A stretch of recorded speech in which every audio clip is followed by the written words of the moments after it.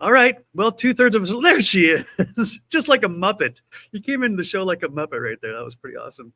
Yeah, we are live again. This is Modern Day Alchemists. And I am excited to say we are in episode 21. Blackjack. We have hit the jackpot right here. That's right. I'm Joseph Mojo McCarthy with my co hosts, D. Grant Smith and Kristen Brown, two of my all time favorite people that I have ever known. And the fact that I get to do this weekly is such a treat, such a privilege. And we have come up with things, and I can't speak for the group, but I would say things that have bubbled up in our conversations are so beautiful and profound and helpful and mind blowing and heart expanding. And it's not always what we planned. In fact, rarely is it what we plan because all we plan is to get together. But beautiful stuff bubbles up in this particular milieu, to use a fun word. So I'm just excited to be here with you two again. And if nobody tunes in, it's still going to be a great time, but I know that they will. So before we roll, let's do what we always do, and that is to introduce yourself to an audience who may not have met you yet. And we'll start with the beautiful, effervescent Kristen Brown. Oh my goodness. Okay, I was typing in the little comment thing.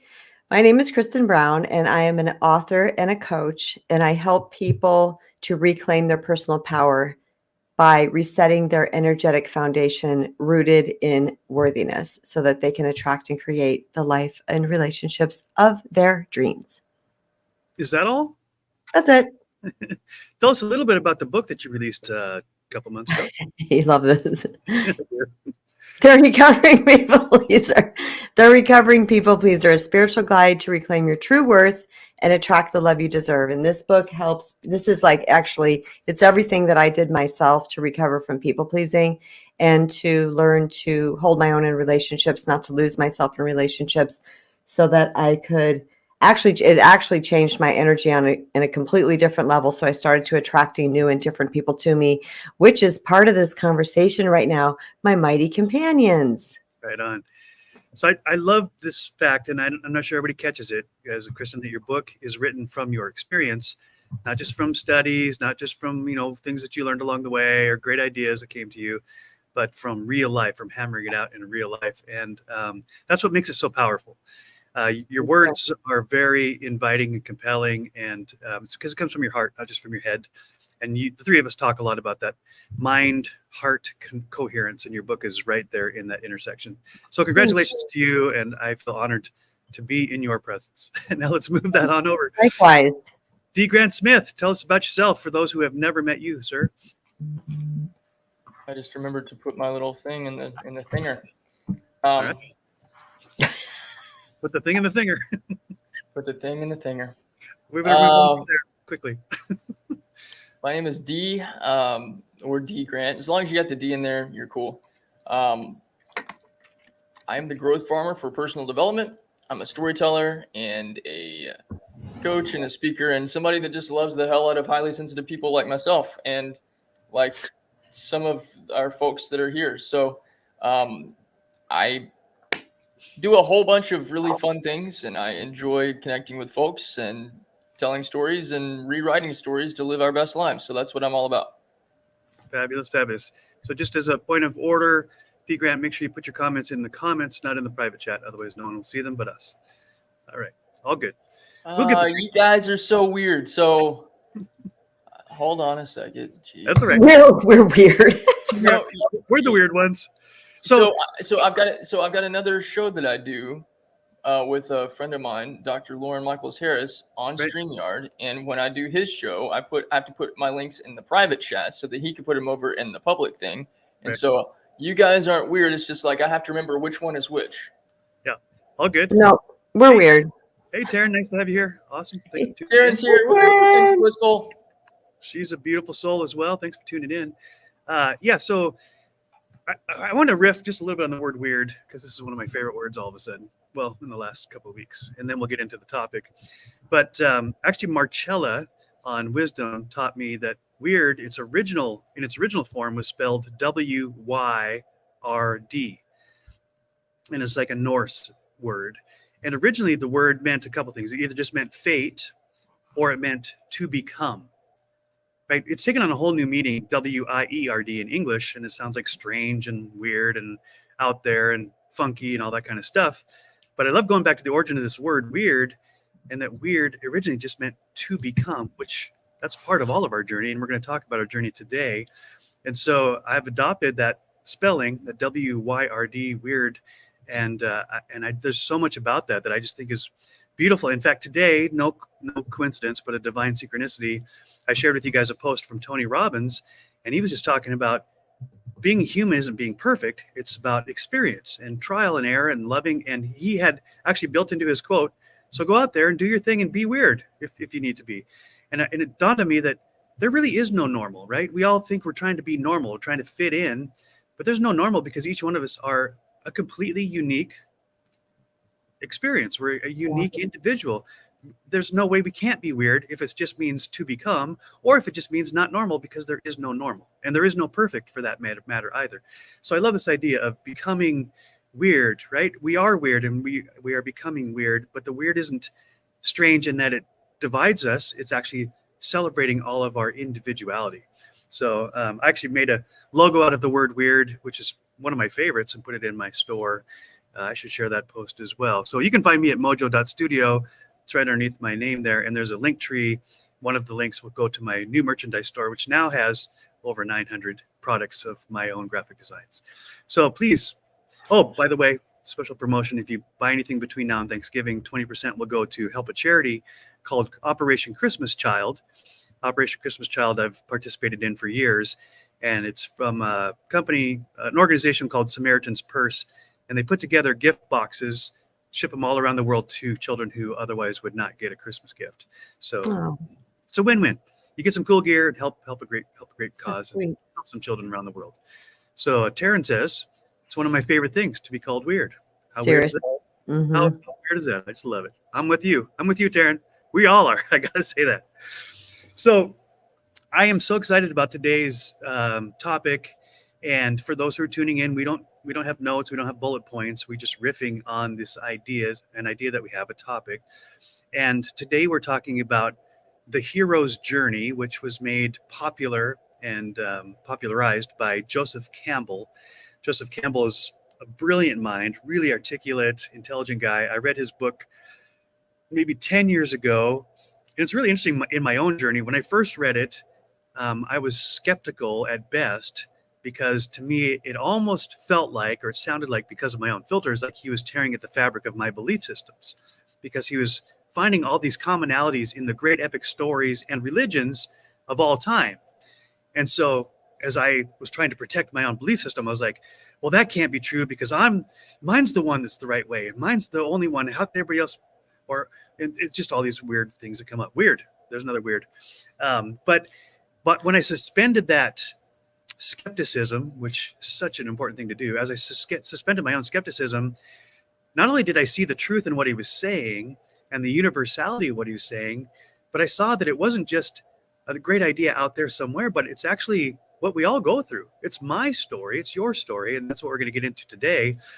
And for those of you who have never seen it, I highly recommend this YouTube video called Finding Joe. So if you just search Finding Joe full movie on YouTube, it gives not only a description and understanding of what the hero's journey is about, but it also dramatizes it, and it interviews some really brilliant minds along the way that give their input on the hero's journey, which is what we're about to do. We're going to share our brilliant minds with our audience and with each other. So I don't have a particular line of questioning here other than let's just talk about the hero's journey and the main elements and then apply it to our own lives so that people can kind of see that connection between the theory and the actual practice. Who wants to jump in first? Do you want to go? I guess are you still is it the left brain, right brain? Am I still in my left brain? Let's go with T. Yeah, let's go with T first so that Kristen whoever wants to go, I can go. You can go. Somebody go. Somebody go. Well, so I started reading Joseph Campbell's book, Hero with 1,000 Faces, which is kind of the manifesto of sorts for how the hero's journey is explained. But I will admit to you, I'm a big fan of Joseph Campbell and his work, but even in my heavily nerdiness about things, he dives into a depth of mythology that is too too deep for me. Like it's so like sucked into the black hole that like you forget that you're actually in the black hole. And so I'm saying all that to say that I think it's important for us to understand the different nuances and the different stages that are a part of his kind of roadmap for what the hero's journey is. Yeah. And it's now been the basis for every, I would say 99 to 99.9% of every movie is based on this kind of thematic way of looking at things. But there's a couple of other different avenues that we can look at the hero's journey and storytelling. I should have gotten the book and brought it over here before we started, but Donald Miller's book, Story Brand, which is a way of looking at storytelling for business and the way that all of us as professionals and the people that we're serving, if we, thinking about marketing, if we are trying to get people interested in our stuff, but we make ourselves the hero in the stories that we're telling the wrong story. And that's actually he takes a lot out of what Joseph Campbell talks about, because in all of Joseph Campbell's stories, there is a guide, there is a mentor, there is somebody that comes along and actually helps the hero get to where it is that they're going to go. Because if the hero had what it took to be able to get to their destination on their own, there would really be no point in sharing that story with the rest of the world. And all of us in our journeys at various different phases have a mentor or a guide that is helping us get to the next place that we're going to go, helping us overcome some sort of difficulty or challenge that lies in our way, or helping us heal from something that we've been through that we had no idea what it was that came about. And I know from a show of hands, everybody here has had at least one mentor, guide, helper. Yeah. So for those of us that are in the coaching space and doing this work professionally, like this is a part of what it is that we're doing, but the work that we're doing with somebody else, they're the hero. Yes. And our job is to not save them. They don't need to be saved. If they need anything, they need to recognize their own power and be shown their own power and be equipped and empowered in their own power to move forward and overcome the things that are the challenge to them. Like, and Star Wars is always the reference that gets used all the time. And Right. Luke Skywalker, woohoo. But it's interesting, like Luke, interesting, at least to me, like Luke is heralded as like the ultimate Jedi for majority of the Star Wars movies, but he's not. Yoda actually is. The small, short, alien dude that can jump around all over the place. Yep. But he doesn't do a whole lot of fighting, at least not in the first 3 films. Right. Like not in good films. Right. His job is to teach and to impart that wisdom and impart that guidance and impart that belief system. And that's what our jobs are as coaches and teachers and mentors and guides. Like that's what we're here for. So I've just gone into a completely different direction than I think what we were originally going to go in. But like I couldn't help but mention that because that's a big part of what the hero's journey is. It's about going on quest. We are going to have people that come alongside us and help us get to the next phases of where we're going to go. So D. Grant, put a pin in that because I want to come back and share while I'm talking what you think of someone who played that role that you can specifically talk about. We're going to come back to that for a second. But so I want to back out a little bit and give a larger framework for everybody who may not be familiar with the hero's journey. And it really is, you could see it in all the epic movies, including Star Wars and Lord of the Rings and the Harry Potter movies and any epic story. So just a really simplified version is the hero is fairly naive and they grow up in just their own little home area. And at some point they are compelled to leave what they know, right? Their little sphere of influence, their little world, which is safe. They leave it and they don't really know what they're getting into. And usually they take a companion with them. They're not alone.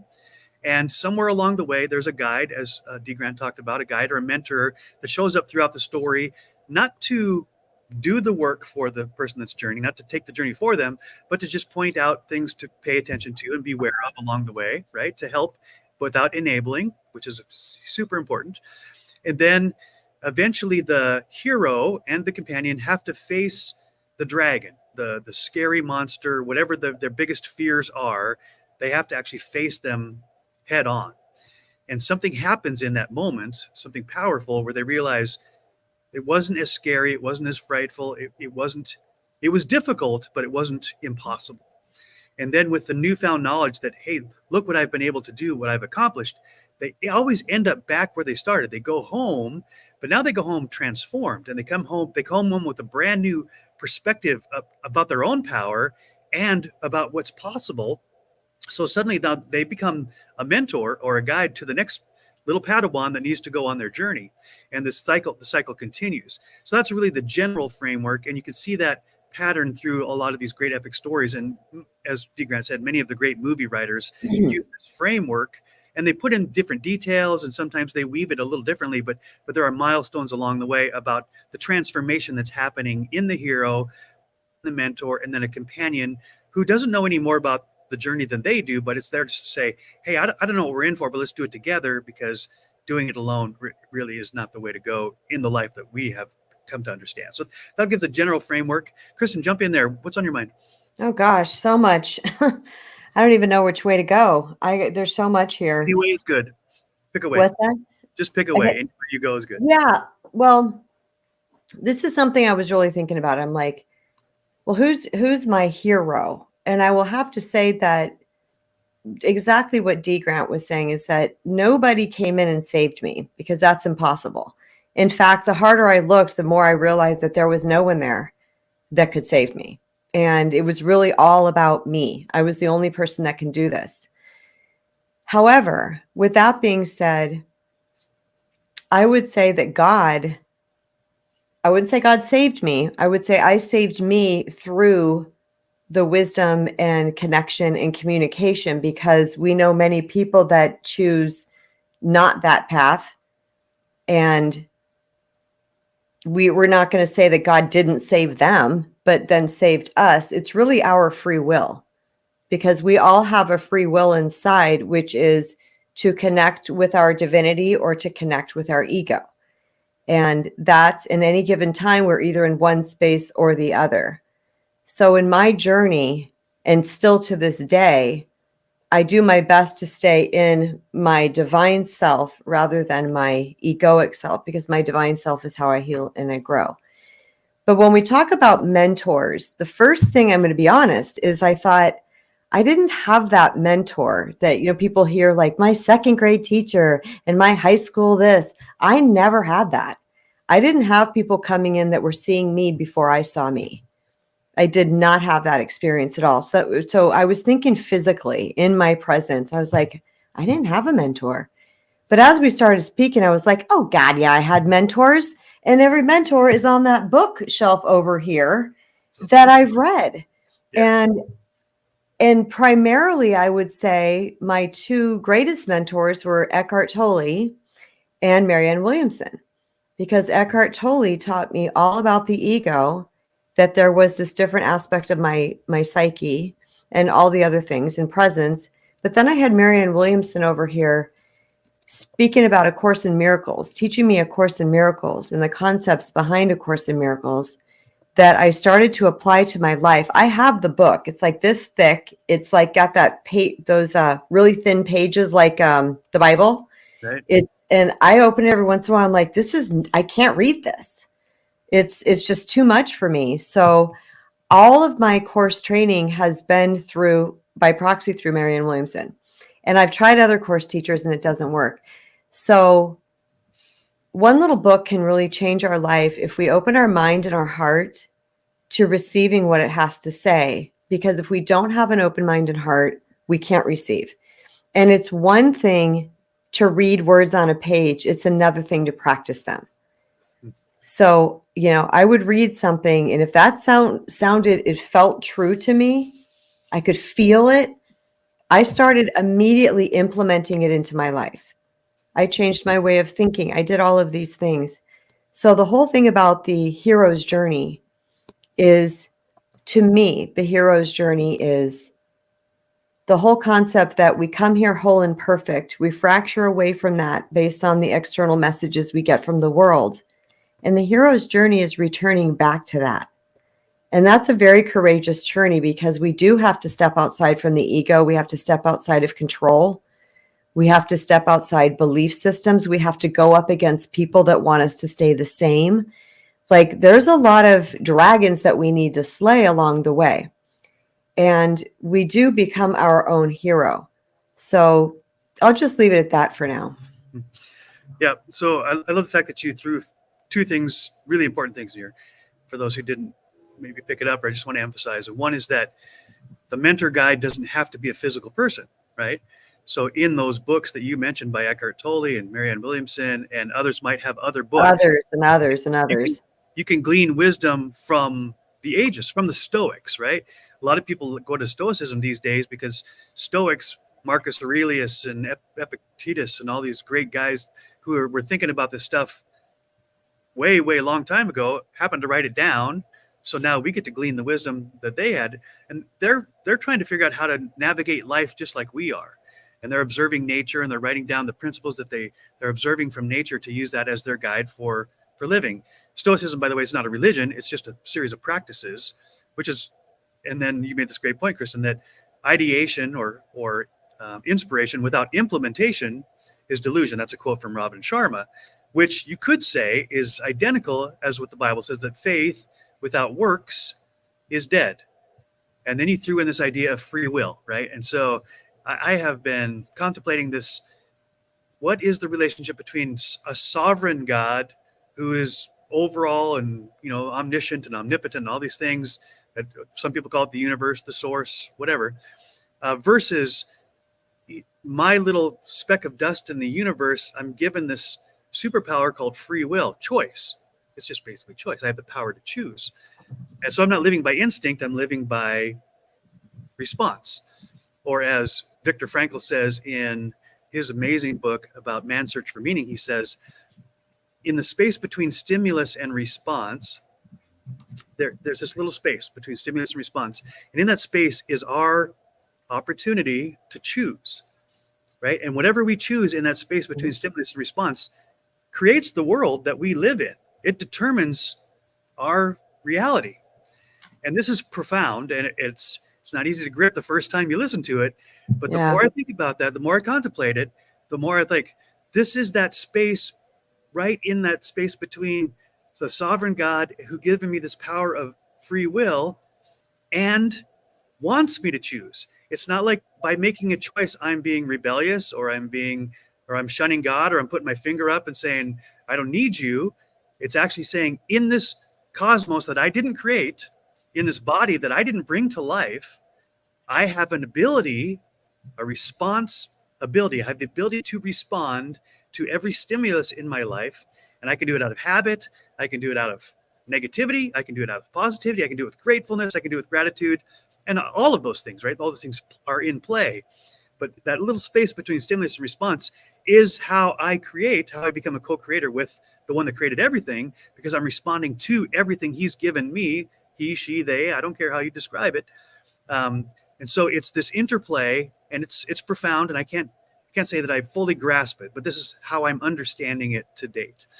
So all that to say that the epic stories of the hero's journey, and I tend to go back to Lord of the Rings because it was such a graphically visceral experience watching those movies, right? And I see these two little hobbits get to the edge of the field, and they say, I've never been this far away from home.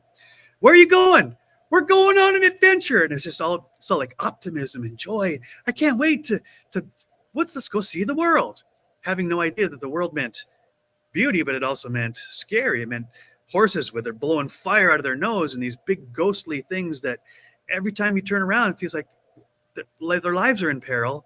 And then you can see Frodo, he gets really discouraged. He's like, man, this is way harder than I thought. I don't think we can make it. I don't think I can do this. Why was I picked for this mission? And Sam, his companion, right next to him goes, well, I'm here. Let's just keep going, right? And it reminds me of the Winston Churchill quote, if you're going through hell, keep going. And so there's this Sam. Yeah, don't stop. For God's sake, don't stop. Go through hell, don't stop there. Keep going. And I love that. I've even heard someone analyze the Frodo-Sam relationship and say that really that's one person, and it's the impulses inside of us. One side wants to quit and say, I'm done. I want to go home. Like the Israelites, when they got out of Egypt, they want to go back to the slavery because of the uncertainty of the future. And there's just something in us, right, that says, well, I don't know what the future holds. I don't know about the unknown. I know the pain I'm in now, so at least I know I can manage that. And this is why people stay in abusive relationships and why we continually make bad decisions out of bad habits, because there's something in us that feels safer with the pain and the agony that we're in than the uncertainty of the unknown, right? But this is the great part about the hero's journey that I love, is that in embracing the uncertainty and finding that companionship with the part of me that says, what is out there, right?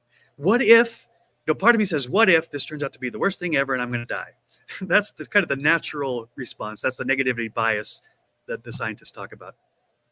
But there's also a part of me that says, okay, if I'm going to play the what if game, I want to play it in every direction. What if this is exactly what I need, exactly when I need it? What if this is the best thing that's ever happened to me? Yeah, doesn't mean it's going to be easy or simple, and it's certainly not going to happen in an instant. But if I go on this journey, like if I audition for the show Survivor and I go through all the hell that Survivor puts me through and I win, I'm going to end up saying the same thing that every other Survivor winner says. And they say like this is the hardest thing I ever did. I never thought I'd make it. I thought I was going to die. If somebody told me what I would have to go through, I would have said, no, I don't want to do this. Yep. And they say, this is the best thing I've ever done in my entire life, right? They're so proud of what they've overcome. And my first instinct is, well, that sounds like parenting, right? But it really is the journey that we're all on. And so we've talked a bit about the mentor guide, and I want you to pin it to somebody in your life that played that role. Now, Kristen talked about the authors, which I think was brilliant because it brought a whole nother level. But I'm going to come back to D. Grant now and say, D. Grant, is there a mentor guide in your journey that really helped illuminate the path for you without walking it for you? Well, I've been blessed to have several. So I've been thinking about like, who do I, kind of like Kristen was saying, like, if I'm going to give this, shout out or whatever to one particular person, who would that be? But the first person that came to mind is my friend and my coach, Steve Palfreyman, out of Australia. I've known Steve for about 9 years now. He's the first coach that I ever worked with. I've had mentors before. I've had people that, kind of were, I'd go talk with him about just kind of random things, but it wasn't ever like a focus sort of thing. But when I was making the transition from working at a radio station into when my show was just starting to get syndicated, and I had these big ambitions and big dreams, I was like, I'm going to be a superstar, blah, blah, blah, blah, blah. But I had no idea how to do that.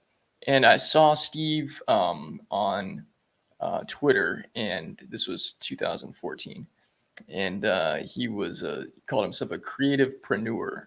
And I'd never heard that term before. What's his last name again, D. Grant? Steve what? Palfreyman. Okay. I'll put it in the chat thing. Perfect. Yeah, great. You can do it but, after you're done. Keep telling but your story. Steve, here's the thing. This ties so well into this idea of the mentor doesn't save us. And I think that when we're new to this process, and when we're new to being mentored or being guided or being coached or whatever, we can feel like, well, they're going to have the answers because they know what we don't know. And I thought that Steve had the answers to making me successful. And I kept waiting for him to give me the step-by-step process of what I was going to need to do to, become a overnight sensation or whatever.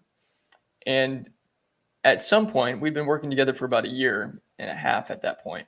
I finally was like, dude, when are you going to give me the 7 steps I need to take to, skyrocket or whatever? And he's like, what are you talking about, man? Or what are you talking about, mate? He's Australian. So I was like, dude, you're the coach. Like, I've been waiting for 1 year now. I've been waiting for you to give me the plan, give me the process. Like, you said you saw the vision. Like, when are you going to tell me like step 1 or step 2? And he goes, well, dude, we're in the steps. I'm not going to tell you what the steps are because then you're going to get so focused on just doing steps that you're not going to be actually embracing the process. And then he said something to me that transformed my life. And I now pass this on to people that I work with. He said, the more you back yourself, the faster you'll get there. Say it again. the more you back yourself, the faster you will get there. Now, I didn't fully understand. This was 2015 at this point. I've been with him for about 2 years at this point. I didn't fully understand what that meant. But years down the road, we stopped working in a coaching capacity for about 2 or 3 years. And then I went through divorce and things got really crazy. But ironically, after I wrote Be Solid and published it and did the audiobook for it, he messaged me out of the blue and was like, hey, dude, I know that writing this book was really difficult for you. I recently went through a very difficult and painful breakup, but I listened to your book and it felt so good to know that you were in my corner walking with me through this process. And it was such a just awesome thing. I'm like, dude, I helped coach my coach through a similar process. And I think that goes back to what you were talking about, Joe, at the very beginning of how, the hero starts out on the journey very naive, not sure at all of anything in the process, meets the mentor, experiences a bunch of stuff, goes through a bunch of crazy things, and then comes back and is now, when they're back in a different place and they're able to pass those life lessons on to somebody else. I'm still working with Steve now, but I always periodically, once every 3 months or so, I'll remind him, hey, dude, like, remember when you told me this? It's still true for me. And I'm still being reminded that this whole process, all of the things, it's not a step-by-step journey, or it is a step-by-step journey, but it's not like a 5-step program or something like that. Right. Yep. But at the heart of everything, and this goes back to like what my whole platform is about, growth farming is all about loving yourself first. Most of us have grown up in cultures where we were taught to put others above us and in front of us. And it's cost us our closest relationships at times, and it cost us parts of ourselves. And what I learned from Steve was the more that I support myself wholly, unconditionally, without limits and without like restrictions, Without judgment too, yeah. without judgment, that's going to be the thing that skyrockets, rocket ships me, light speed, whatever you want to call it, into the direction that I want to go. Yep. Yeah. And so yeah, for me, Steve's definitely the guy that let me spell his name out because he's a rock star and hero in my world. That's beautiful. Thank you, Steve, for impacting D. Grant's life, who is now impacting many others. So I'm going to get a little different spin on this before we move on to the next character in the story. So for me, like Kristen, I didn't have a particular person, and I wasn't an avid reader. So my mentor guide, my Gandalf or Obi-Wan or Yoda in my story was an amalgamation of a whole bunch of different people, right? So I was hypersensitive. I really needed a father figure. I needed a guide. I needed a mentor, but there wasn't any one person that was filling that role. And so I would, not super consciously, but I would be paying attention to the role models that were in my life, and I would pull little things from their story, and I'm putting together with another guy and another dad and another pastor and another. And so I was actually, instead of the books, it was people, but it wasn't one person. It was a whole bunch of people that when I put it all together in my heart and my mind, they became one. They became a mentor guide to me, where I was getting wisdom, right? And I could sense, oh, I'm getting wisdom from this guy, and then from that lady, and this conversation I heard, and that sermon, and whatever. And so I was trying to apply it as I go. And so just another idea of that the mentor guide in your life doesn't have to be just one person or a book or an author. It can be all of these things together. It's really wisdom. I just came up with this, and this came out of my mouth, that what we're looking for is wisdom, right? Yeah. Because wisdom doesn't do anything for you, but it does put at the signpost that says, there's a landmine here. I can choose to step in, or I can step around it. But wisdom says, here's the landmine. You choose, right? There's my responsibility is to decide whether I'm going to step in the landmine or not. So my guide was a whole bunch of people, and I could give credit to so many people, and none of them might not even know it, right? None of them were ever playing that role from their perspective, but I'm watching carefully, as most kids do, and seeing what's really working. And in fact, I could say, this is a little harder for me to say, but I think it's true, that even like my stepfather, who was a terrible role model, I learned a ton from him about what not to do. Yes. So I'm watching and feeling what he's doing, and I'm like, I never want to be that way. I never want to feel this way. I never want to treat anybody this way. So unintentionally, he became a role model and guide to me because he showed me what not to do. He's the anti-mentor. Anti-mentor, right? Yeah, I wouldn't call him the Antichrist, but maybe an anti-mentor is very appropriate. I want to just piggyback on that real quick, Joseph, because, the more that I thought about this, I was like, but my mom mentored me in ways, or, modeled for me certain ways. So I think you hit on something when you said amalgamation. I'm going to say conglomeration of all the experiences we have, all the things. I used to just watch when I first started doing hair. I just watched one of the other hairdressers that have been doing hair for 8 years. What is she doing? How is she handling people? So I think the key here is that if a person has an open heart and an open mind, the whole thing is that when the student's ready, a teacher appears. Right. It's really having an open heart and open mind keeps the student ready all the time. Yes. That was a cute little rhyme. It keeps the student ready all the time. So when those things do come in, we go, ooh, that makes sense. That's the one thing that my clients will say to me when I'm talking to them. They'll go, that makes sense. What they're really saying is, I feel that resonates with me. Yes. And when something resonates with us, because we have an open heart and mind, then we'll start adopting that into our truth, into our brain, into our belief system, and then we'll start acting from that thing. The problem is if people are closed-minded and closed-hearted, they think they know it all. They're, and that's their choice, and they get to be that. Sure. But because we do have this beautiful thing called choice, but that's when we're not going to learn. So I just wanted to piggyback on my mentors go on and on and on. Of course. And like you, anti-mentors too. Right. So as I've gotten older, I'm actually more aware now than I've ever been that actually the mentor guide, the wisdom is around us all the time. Almost everywhere you look, there is wisdom as to what is helpful or what is harmful, right? And it may not be in the form that you expect. It might not be what you're looking for. As U2 often sings, I still haven't found what I'm looking for. But sometimes you don't know what you don't know, so you don't even know that you're looking for it. But because I have really embraced this idea to right off of what Kristen said, is that the most dangerous 2-word phrase in the English language to me is I know. As soon as I feel that I know, or I say I know, all sorts of alarm bells go off in my head now, because I realize if I think I know, then I have shut myself off to any and every other possibility.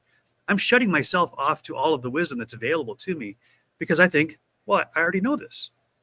But the thing is, knowledge and wisdom isn't a destination. It's a journey, right? It's continually, there's more and more. Oh, it's an infinite climb. It's an infinite journey. So taking what I do know and saying, what else, right? That's my new question. Rather than saying, I know, and then I keep myself protected so that nobody can, peck away at my belief system. I say, okay, what else? And that doesn't mean I have to adopt everything that somebody says, but at the very least, I want to do what the Bible says, and that says to test all things and hold fast that which is good. Test all things and hold fast that which is good. It's really important. Test all things doesn't mean adopt all things. It means test them. What works? What's working? If that's working, adopt it. If it's not working, then let go. Hold fast that which is good. And it may be that in a month, in a year, in 10 years, the stuff that I discarded before, now it fits because I'm in a different place, right? My context has changed, and so the content fits better. That's a whole nother talk. But so we're 38 minutes into this talk already, and we've talked about us being the hero of our own journey. We've talked about having a mentor guide, which could be a Gandalf or a Yoda or whatever in your story. So let's flip it now to the mighty companions. So there's two ideas here I would love to talk about with you guys. One is the Fellowship of the Ring from Lord of the Rings, where it was a whole cast of characters, and they each had different strengths, that were appropriate at a different time to help Frodo on his journey. But also then the Sam idea, where it's a companion who doesn't have any particular powers, but is just there to encourage us, and that might actually be us, or it might be someone else. So who wants to jump into the mighty companion side? I want to start with Kristen, actually, because mighty companions I got that phrase from you. So what does mighty companions mean to you, and how does that work? One of my favorite things ever. And it's another thing that I learned from A Course in Miracles. And so I'm going to come at it from that perspective first, but people can adopt this phrase and use it any way you want to in your life. But Mighty Companions is referring to our spiritual healing journey. So a lot of our healing spiritual journey we have to do on our own. Okay, there's no one that can do anything for us. It's all about us. It's a very condensed period of time. It's very much internal, and there's not a lot of external happening. But I feel we have to get to a certain stage on our own, and that's, I feel like, a lot of us why we didn't have the help and we didn't have the people coming in and rescuing, because had we at that time, we probably would have relied too much on that and not learned how to do it ourselves. So, but with that being said, A Course in Miracles talks about when we get to a certain stage, and I am so paraphrasing because I cannot talk like them or Marianne Williamson. But once we get to a certain stage in our journey, it quite literally says, in walks your mighty companions, which means, and I picture it like this, the groups of individuals where you all kind of link arms together and then you go forward together because you've done the hard work. We're all, bruised and bloodied but clean and happy and rested now from the battle that we have all gone through individually. But now we have these people to walk the rest of the way with us because the hardest work is done. Now we're just kind of fine tuning, and we can use this companionship and this encouragement and this type of thing. So I did not feel I had mighty companions until probably the beginning of 2022. And you guys know why. Because it makes me want to cry, because I was on the Wisdom app last night, and one of the questions was, what was the question? Who has helped you the most in the past year or something like that?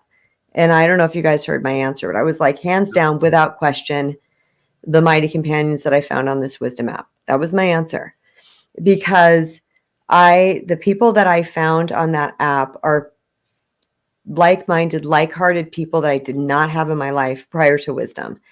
And even though people didn't come in and coach me directly or tell me exactly what to do, because it wasn't that type of support, right. It was me being in the energy of like-minded and like-hearted people, and people that understood things at an elevated level, and people, most importantly, that saw me.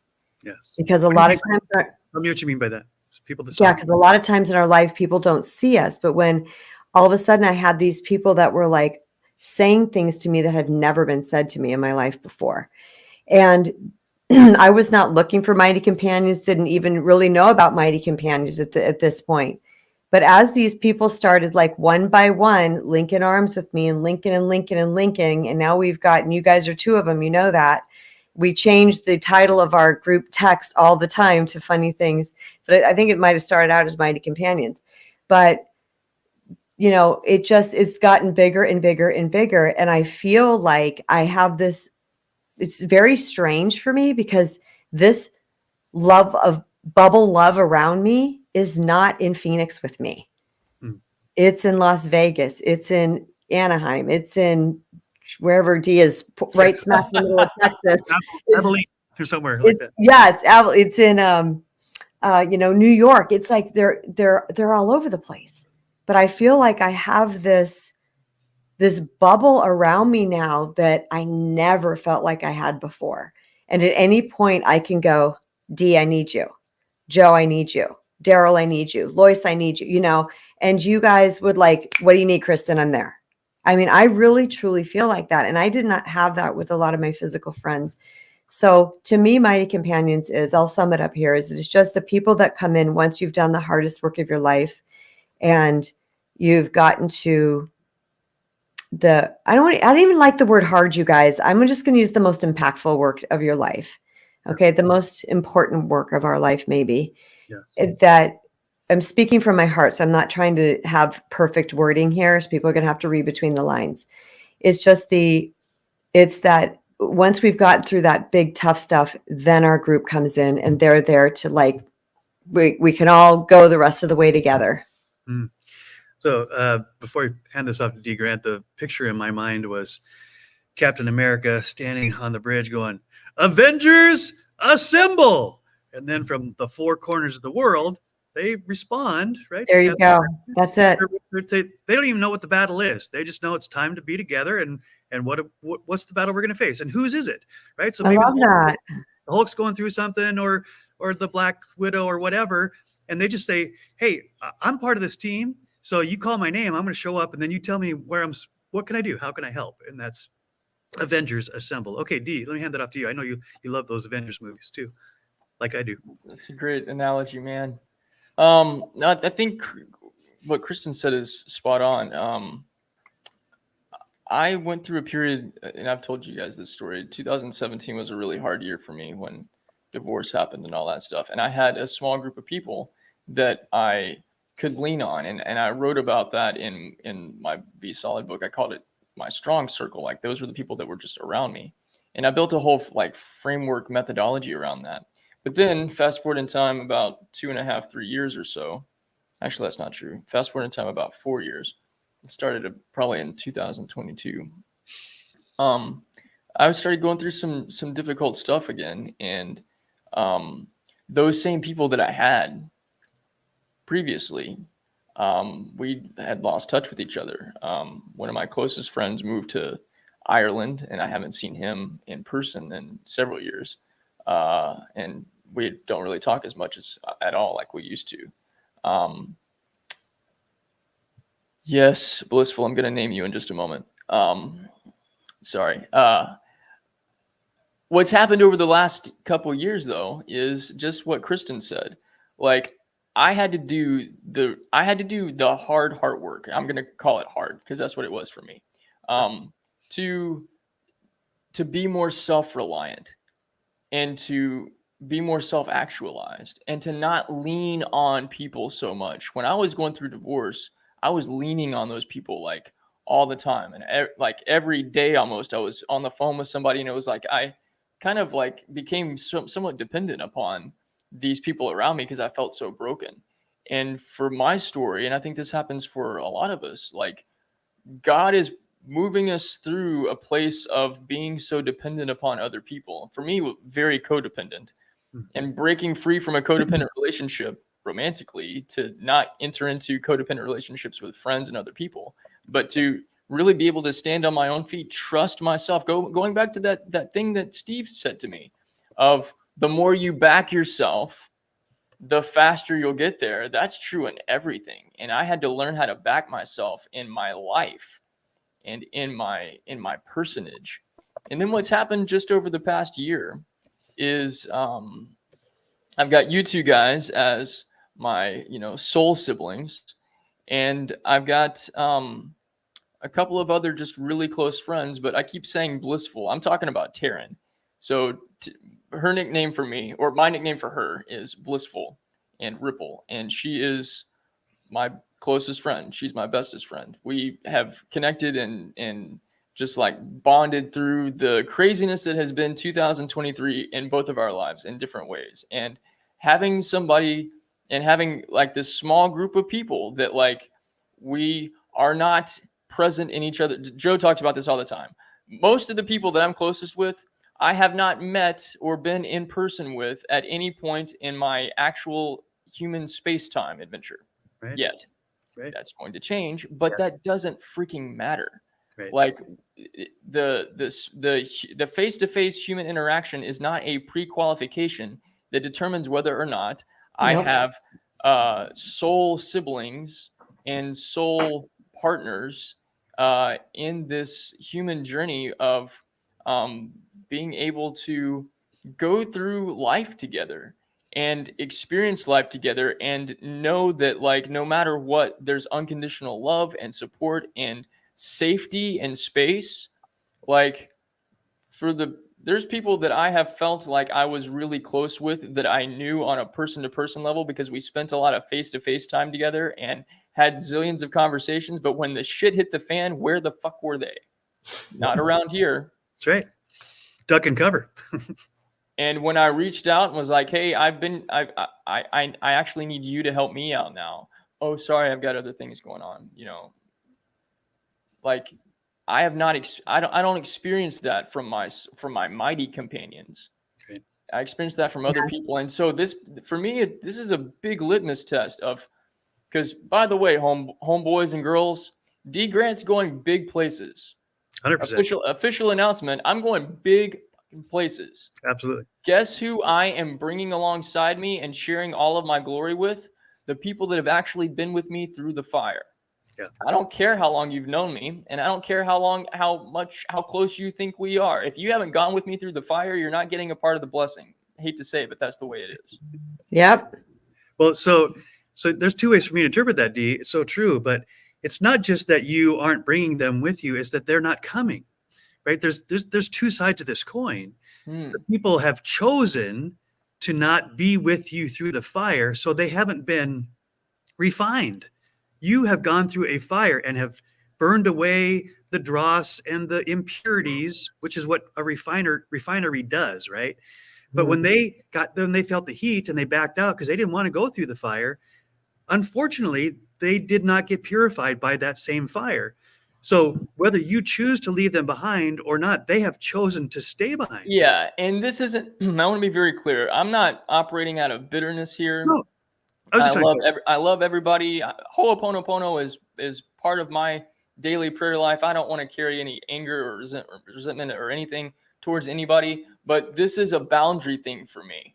Sure. And this is a part of the self-respect, self-love journey that like I'm going to love and bless everybody, but I'm going to really like just bless the living heaven into right. a very small group of people, and many of them are right here in this circle amongst us. You, Joe, you, Kristen, you, Taryn, and a couple other folks too. Yeah. Yeah.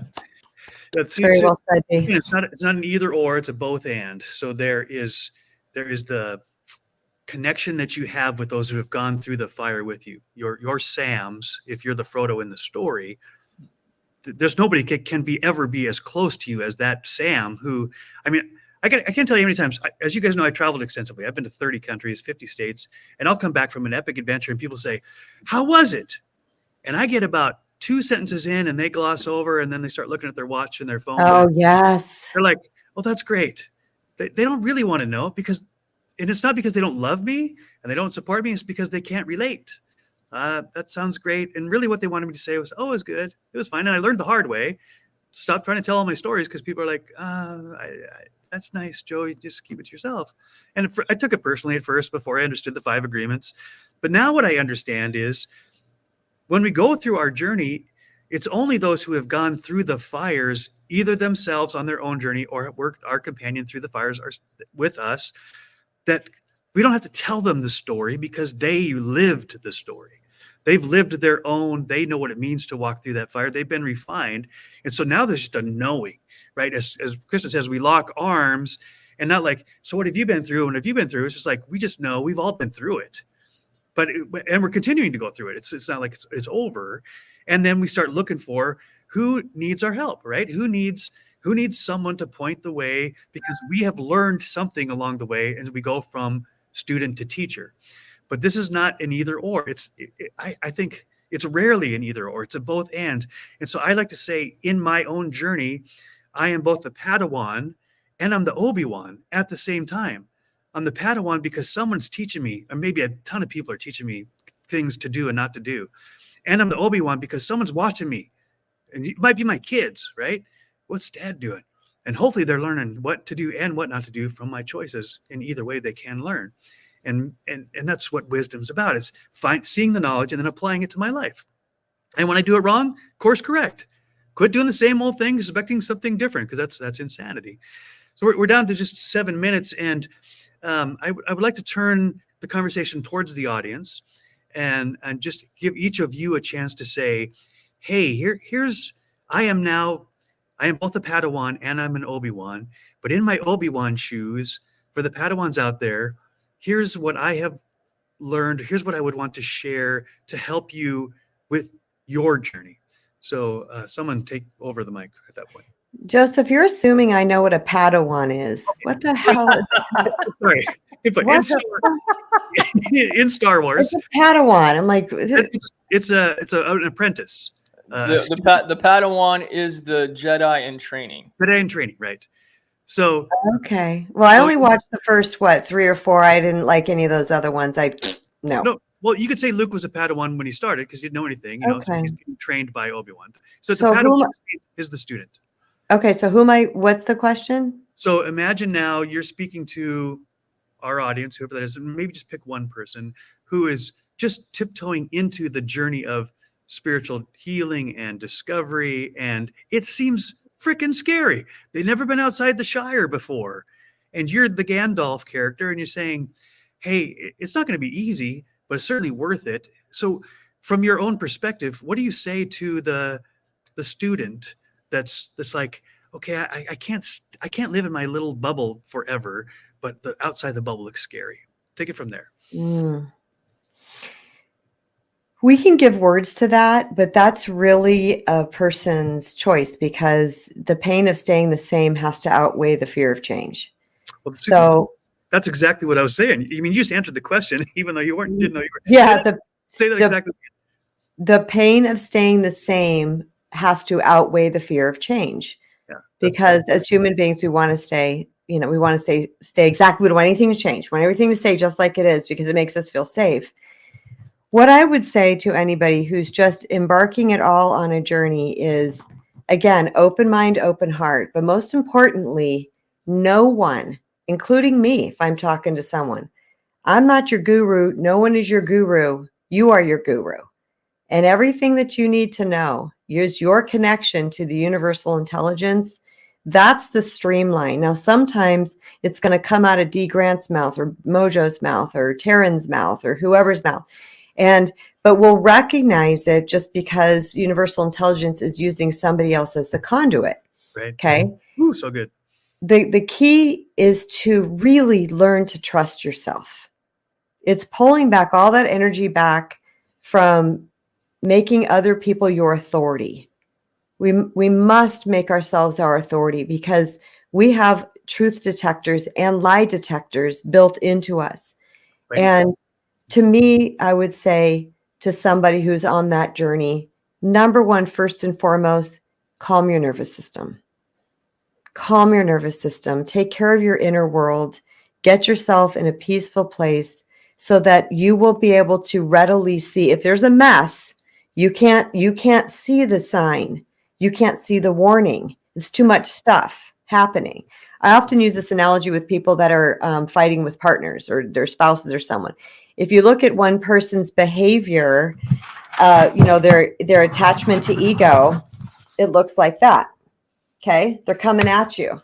You come at them like that too. It looks like that. Pretty. Who can you tell who's right, who's wrong? You can't. But when you get really centered in yourself, you clear this space and you look like that. You're the straight line. So you can tell who's the mess and who's the straight line. It doesn't become all discombobulated because there's all this stuff happening. The same is true on our own spiritual journey. The very first thing I did, unbeknownst to me, was I started to meditate. My only thing was I have to get calm because my heart was pounding out of my chest. It was a physical reason. But on the other side of that, I'm like, because I meditated 2 hours a day and deep breath and deep breathe and deep breathe and deep breathe, all of a sudden signs were showing up. Things were making sense, like because my brain wasn't a mess. So I would say to anybody who's embarking on a healing journey right now, which most of us are, is just keep your nervous system calm. Trust yourself above anything else. It doesn't mean you're not going to have amazing words from other people, but process it through your center to see if it feels right and true for you. Well, that feels really good. Just what you just said. Thank you. Yes, D. Grant, words of experience for an unexperienced person. Well, I don't know if you can add anything to what Kristen just shared that would ever be like, balancing your nervous system is such an important thing. Holy cow. We're not taught how to do this stuff. Right. Yep. And the thing that gets us in Whacktown crazy world is an unbalanced, unregulated nervous system. Right. And add to that all of the crazy traumas and different things that we have going on in our subconscious that is piggybacking on all of these things. So, yeah, I'm just gonna say ditto what Kristen said, and that's exactly exactly the words that I would use too. It goes back to, she said, loving yourself and trusting yourself. it's exactly what I've been passing on from what Steve shared with me. The more we back ourselves, the faster. Not only the faster do we get there, but the more healthy we get there. And wherever there is, the easier we're able to move forward. And we are solid in ourselves in that process. Beautiful. Yeah, so I'm going to put a little twist on here, and we just have a few seconds. So thank you both for your companionship, right? I could choke up right now, too. Yeah.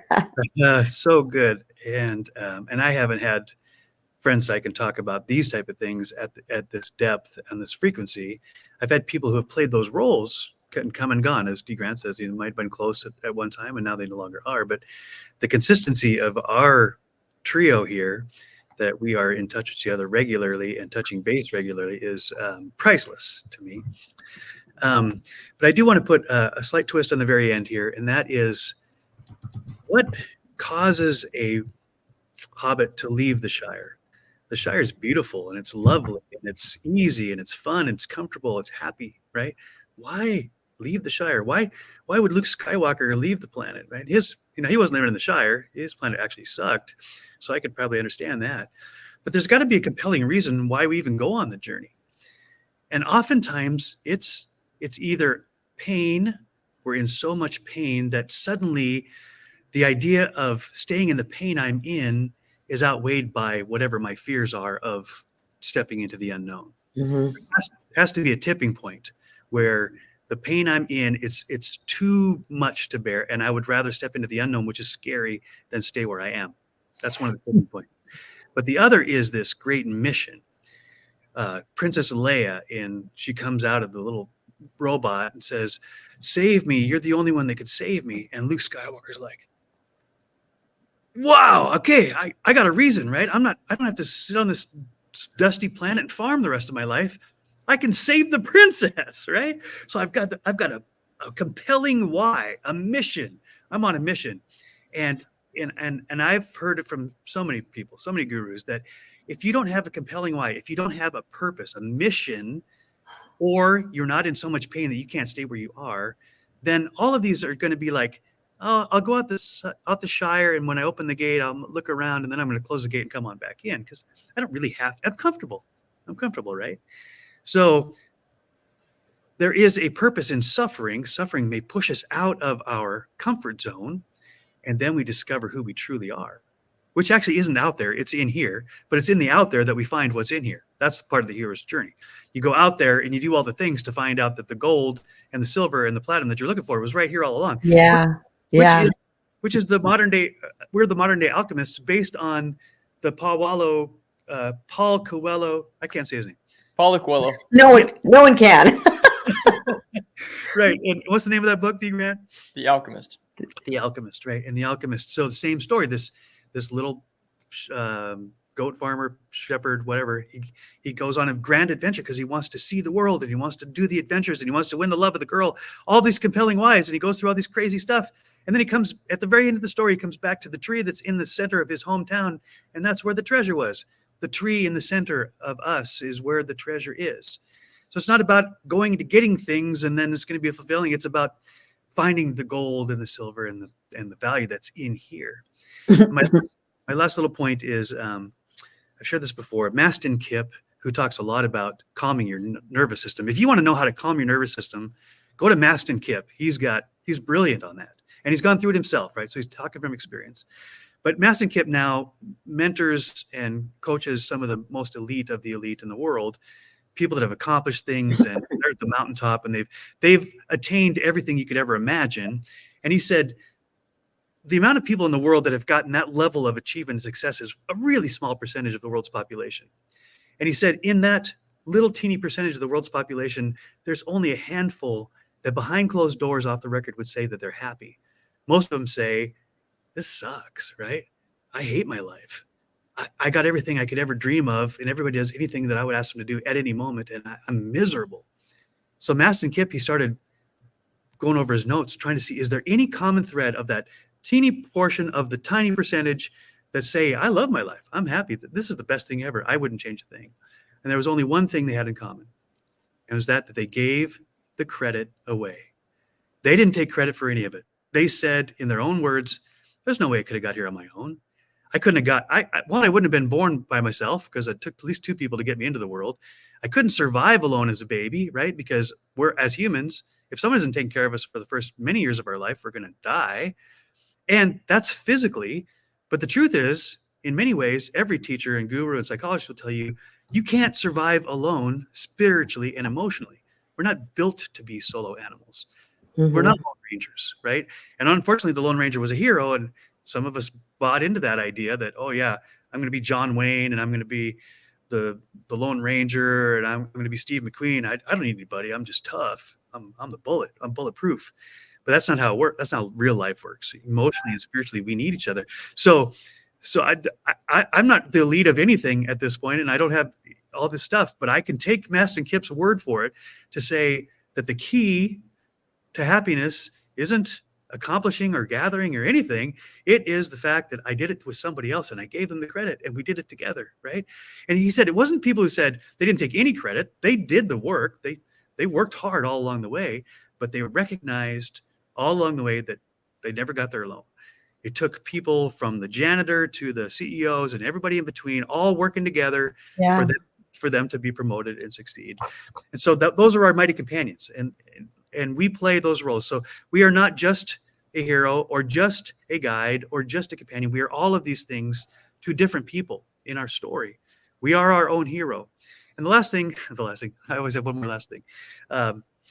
Brendan Burchard, who I listen to a lot, he says, many people misinterpret this idea of no one's coming to save me. He says, that doesn't mean you have to do it all alone. That means you need to say, help, right? People want to know that you're in need. They want to help. They can't do it for you, but they will. Captain America has to say, Avengers assemble. That's what brings them together. And so we have to be able to be humble enough to say help.